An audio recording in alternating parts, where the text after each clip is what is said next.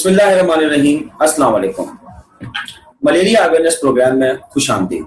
आज गुफ्तगू के लिए हमने मदऊ किया है मुल्क के मारूफ माहिर अतफाल जनाब प्रोफेसर अरबाब जुनेजो साहब को, जो कि मुंसलिक हैं शहीद मोहतरमा बेनज़ीर भुट्टो मेडिकल यूनिवर्सिटी से और आप चेयरमैन हैं and head of the department है पीडियाट्रिक्स यूनिट के। खुश आमदीद सर।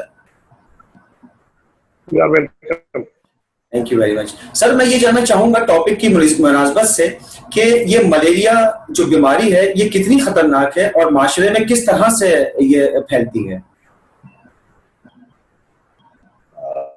पहले तो मैं जो है सोरायता हूँ जेनेक्स का, उन्होंने मुझे अपॉर्चुनिटी दी कि मलेरिया के बीमारी के बारे में अवेयरनेस प्रोग्राम अरेंज किया।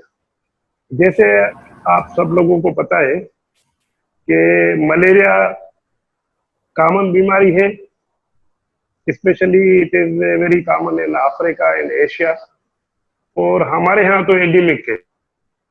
तो देखे ये हमारे यहाँ पूरा साल रहती है और हमारे लोग इसको आम बीमारी समझते हैं, लेकिन इट इज वेरी डेंजरस।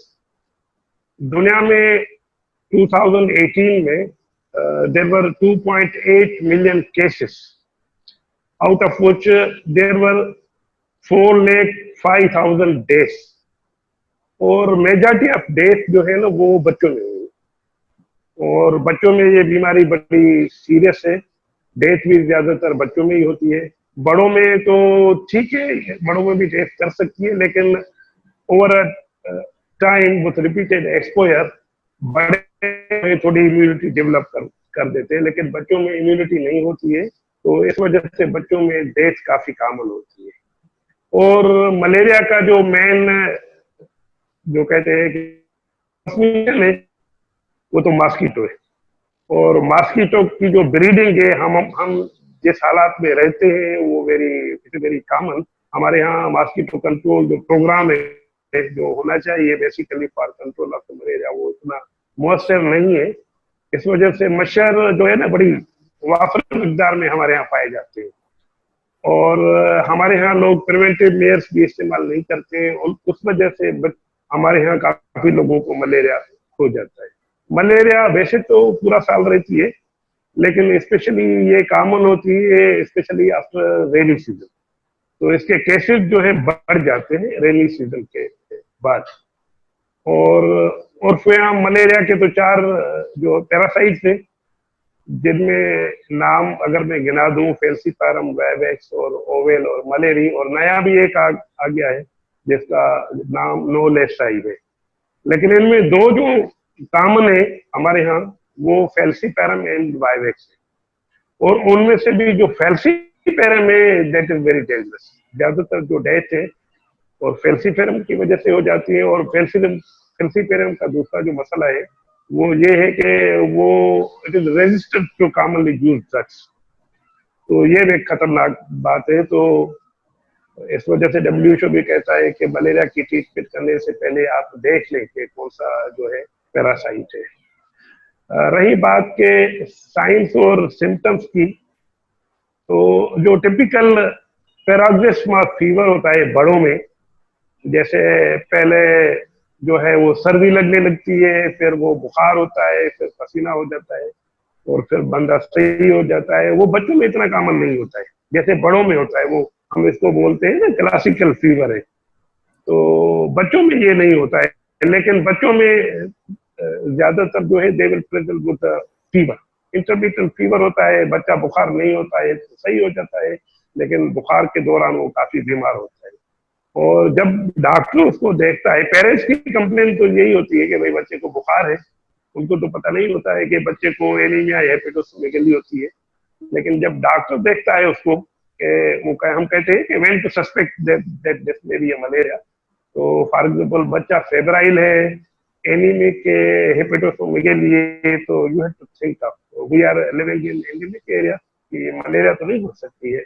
और बाकी चीजें भी होती है, ये तो समझो कि नॉन सीवियर मलेरिया है। दूसरा हम बोलते हैं कि इसको सीवियर मलेरिया है।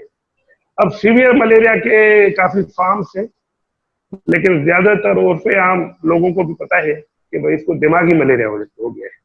अब दिमागी मलेरिया में मरीज जो है वो बुखार के साथ जो है बेहोश भी हो जाते हैं और उसको झटके या दौरे लगने लगते हैं और उसको हम सीवियर मलेरिया बोलते हैं। और भी उसके फॉर्म है जिसको हम कहते हैं कि बस इस पेशेंट को जो है ना सीवियर मलेरिया है। फॉर एग्जाम्पल वो उसको सांस की दुश्वारी हो, खून कम हो जाए, एनीमिक हो जाए, कहाँ से ब्लीड करने लगे, या फॉर एग्जाम्पल रीनल फेलियर में चला जाए, शॉक में चला जाए, एसिडोसिस हो जाए, तो ये भी सीवियर बीमारी के अलामत है। अब मलेरिया जो हम डायग्नोस करते हैं ना, अब एक तो क्लिनिकल है कि भाई किसी बच्चे को अगर बुखार है या फॉर एग्जाम्पल आपने देखा कि उसको एनीमिया भी है और लिवर और स्प्लीन भी बढ़ा हुआ है, तो इट इज मोर लाइकली कि इसको मलेरिया है। लेकिन आपको पता नहीं है कि कौन सा पैरासाइट है, तो WHO भी कहती है कि भाई उसकी टेस्ट कर कंफर्म कर दे कि ये मलेरिया है तो कौन सा पैरासाइट है, आइदर फेल्सीपैरम है या वायवेक्स है। अब उसका भाई आसान तरीका है, ज्यादातर जो मलेरिया फैसिलिटीज है वहाँ माइक्रोस्कोपी होती है, माइक्रोस्कोपिक होते हैं, they can recognise with on the slide कि भाई मलेरिया है या नहीं है। अगर है तो फेल्सीपैरम है या वेवेक्स है। अगर वो नहीं है तो जो रैपिड टेस्टिंग सिस्टम होता है RDT, जिसको रैपिड डायग्नोस्टिक टेस्ट बोलते हैं, वो तो स्ट्रिप से दे आर अवेलेबल एवरीवेयर, तो उससे भी आप डायग्नोस कर सकते हैं। और फिर रिगार्डिंग ट्रीटमेंट, अब जिसको हम सिंपल मलेरिया बोले या विदाउट कॉम्प्लिकेशन मलेरिया बोले, वो तो हम ट्रीट कर सकते हैं ऑन OPD बेसिस। अगर किसी को सीवियर हो गया है तो फिर उस पेशेंट को एडमिट करना होता है, फिर हॉस्पिटल प्रोटोकॉल के हिसाब से उसको मैनेज करना होता है। अब रिगार्डिंग ट्रीटमेंट वो डिपेंड करता है कि कौन सा पैरासाइट है, आइदर फेल्सीपैरम है या वायरस है। अब फेल्सीपैरम का जैसे मैंने बताया कि उसका रेजिस्टेंस काफी है, हमारे पास भी रेजिस्टेंस है। कॉमनली यूज जो ड्रग्स है पुराने जमाने में या अब भी यूज होती है, क्लोरोक्विन वगैरह, उसको काफी रेजिस्टेंट है। तो अगर फेल्सीपैरम है और patient is not in severe condition, तो हम ओरल मेडिकेशन दे सकते हैं, जिसको एसीटी बोलते हैं। कॉम्बिनेशन में ड्रग्स अवेलेबल होती है, वो हम दे सकते हैं। और इन एडिशन उसको बुखार के लिए पैरासिटामोल। और अगर सीवियर है तो then we will admit that patient. और उसको आजकल जो WHO रिकमेंडेशन है कि जो स्पेसिफिक एंटी मलेरियल आप उनको दे दें initial, until patient is conscious or taking orally, तो आर्टिमिसाइनिन एक इंजेक्टेबल ड्रग होती है, वो हम दे सकते हैं। अगर वो अवेलेबल नहीं है तो और भी है, लाइक क्विनिन और आर्टिमिसर जिसको बोलते हैं, वो भी अवेलेबल है। लेकिन फर्स्ट लाइन जो अकॉर्डिंग टू WHO है वो आर्टिसोनेट है। बाकी सपोर्टिव थेरापी है, बाकी जो भी मसले हैं उसको वो दे रहे होते हैं। ओके, अगर वायरस आ गया है तो अब वायरस के लिए जो ट्रीटमेंट है दैट इज क्लोरोक्विन। अगर आप देखते हैं कि पेशेंट इज नॉट रेस्पॉन्डिंग, थोड़ा बहुत रेजिस्टेंस हो सकता है, उसमें आप एसीटी दे दें।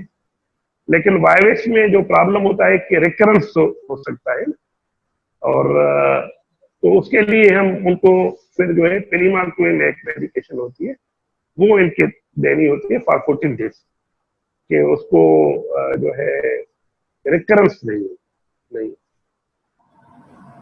तो ये तो हो गया रिगार्डिंग कि ग्लोबल उसका बर्डन मलेरिया क्या क्या है और how it presents, how it should be diagnosed और इसको कैसे ट्रीट करें। अब वो कहते हैं कि prevention is better than cure. तो अब बात होती है कि अब हम इसको कैसे प्रिवेंट करें। अब प्रिवेंशन का मेन तो प्रिवेंशन ये है कि भाई उसको वेक्टर कंट्रोल करें।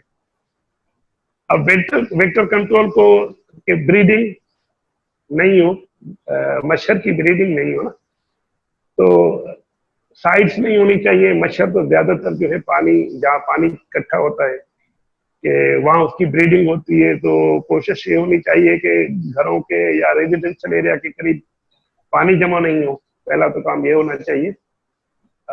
दूसरा काम ये होना चाहिए कि उसकी ब्रीडिंग खत्म करने के लिए स्प्रेज करने होते हैं कि मच्छर की ब्रीडिंग ही नहीं है। दूसरी हम इंडोर स्प्रे कहते हैं कि भाई एक तो बाहर ब्रीडिंग नहीं हो और घर में भी मच्छर नहीं हो, क्योंकि मच्छर अगर काटेगा तो फिर ज्यादातर मलेरिया के चांसेस होने हैं।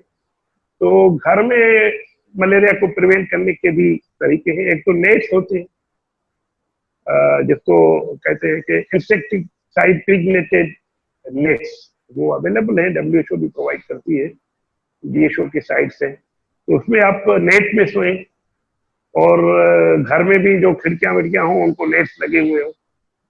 दूसरा ये है कि इंडोर स्प्रे भी होना चाहिए, तो इससे जो है ना मच्छर जो है ना वो किल हो जाएगा और मलेरिया के चांसेस नहीं होंगे। दूसरा WHO की रिकमेंडेशन है हाउ टू प्रिवेंट।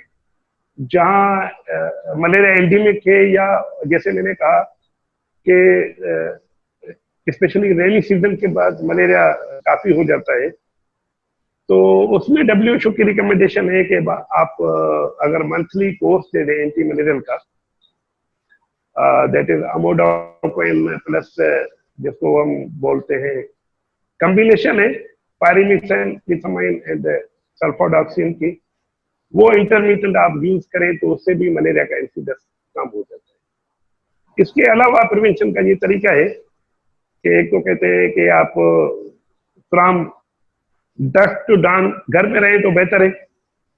अगर आपको बाहर निकलना भी है तो आपको कपड़े ऐसे पहने चाहिए कि they should cover your body, क्योंकि एक्सपोज पार्ट पे मच्छर काटता है। तो अगर आपकी बॉडी कवर होगी तो इन दिस में मच्छर के काटने के चांसेस कम हो जाएंगे। और या मॉस्किटो रिपेलेंट्स भी होते हैं, वो भी आप अप्लाई कर सकते हैं, बॉडी को, कि मच्छर आपको काटे नहीं। इस तरीके से आप मलेरिया से बच सकते हैं। सर बहुत बहुत शुक्रिया, आपने बहुत ही अहम मैं समझता हूँ कि मालूमात फराहम की, आगाही दी हम लोगों को, जेनिक्स के व्यूवर्स को। और मैं समझता हूँ कि मुझ समेत अगर हम इसके ऊपर अमल पैरा हों तो यकीनन खुद को भी और माशरे को इस खतरनाक और जानलेवा बीमारी से रोक सकते हैं। Once again thank you very much, आपने स्पेशल टाइम निकाला, बहुत शुक्रिया सर। अल्लाह हाफिज।